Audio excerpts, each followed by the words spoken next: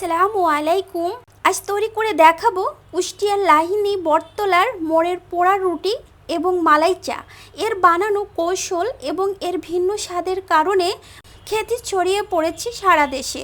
আর এই পোড়া রুটি বা মালাই চা আপনাদের আর কিনে খেতে হবে না, আপনারা খুব সহজে ঘরে তৈরি করুন। এই পোড়া রুটি আর মালাই চা আপনারা কিভাবে ঘরেই তৈরি করবেন সেটা আজ আমি আপনাদের সাথে শেয়ার করব। তো চলুন ভিডিওটি শুরু করা যাক। এদিকে আমি একটি ফ্রাই প্যান নিয়েছি। ফ্রাই প্যানের মধ্যে আমি 2 কাপ লিকুইড গরুর দুধ অ্যাড করে নিব।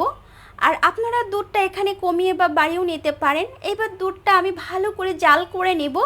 আর এই দুধটা ঘন হয়ে আসা পর্যন্ত আমি অনবরত এভাবে নেড়ে চেড়ে নিব। আর দুধটা এভাবে নেড়ে চেড়ে নেওয়ার কারণ যাতে পাতিলের তলা থেকে না ধরে যায় বা না পুড়ে যায়, এর কারণে।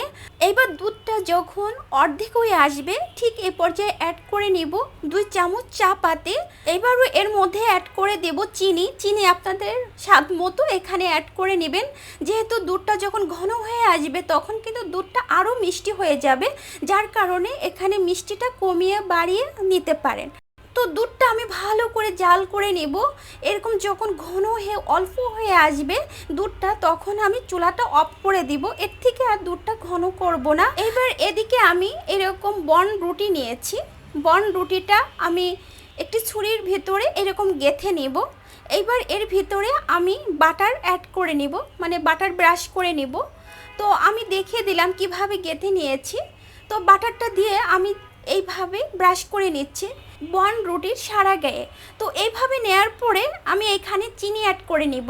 আমি কুষ্টিয়াতে দেখেছি যে এই বন রুটি যখন পোড়ায় তখন কিন্তু আগে বাটারটাই অ্যাড করে নেয়, মানে বাটার ব্রাশ করে নেয়, তারপরে চিনিটাও এর ভিতরে এইভাবে ছিটিয়ে দেয়।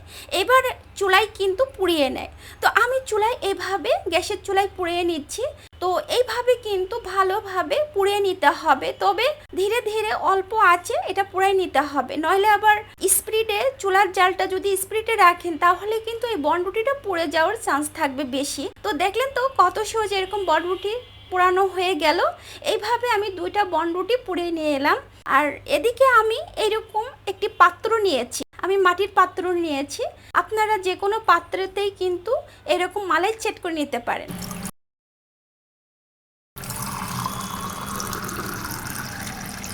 তো দেখলেন তো কত সহজে এইরকম মালাই চা তৈরি হয়ে গেল আর পোড়া রুটি। আপনারাও ঘরেতেই এরকম পোড়া রুটি মালাই চা তৈরি করুন খুব সহজভাবে। আর দেখিয়ে দিচ্ছি, দেখেন মালাই চা কতটা লোভনীয় হয়েছে আর কতটা সর ভিতরে, আপনারা দেখে বুঝতে পারছেন। আর মালাই যদি এভাবে তৈরি করেন খেতে কিন্তু দারুণ মজা। আর আপনারা বাসায় খুব সহজে এরকম মালাই তৈরি করুন আর পরিবেশন করুন এরকম পোড়া বন রুটি দিয়ে। তো আজকের কুষ্টিয়া বিখ্যাত এই পোড়া রুটি এবং মালাই চা কেমন হলো অবশ্যই আমাকে কমেন্ট বক্সে জানিয়ে দিবেন। আর আমার ভিডিওটি ভালো লাগলে অবশ্যই সবার সাথে বেশি বেশি করে শেয়ার করবেন এবং আমার চ্যানেলটাকে সাবস্ক্রাইব করে নেবেন। স্বাস্থ্যকরভাবে আপনারা এইরকম পোড়া রুটি এবং মালাই চা বাসায় তৈরি করুন আর খেতেও কিন্তু দারুণ মজা সকাল বা বিকালে নাস্তাতে। আজ এই পর্যন্তই। আবারও কোনো নতুন নতুন ভিডিও নিয়ে আমি আপনাদের মাঝে হাজির হব। সে পর্যন্ত সবাই ভালো থাকবেন এবং সবার জন্য দোয়া রইল। ফি আমানিল্লাহ।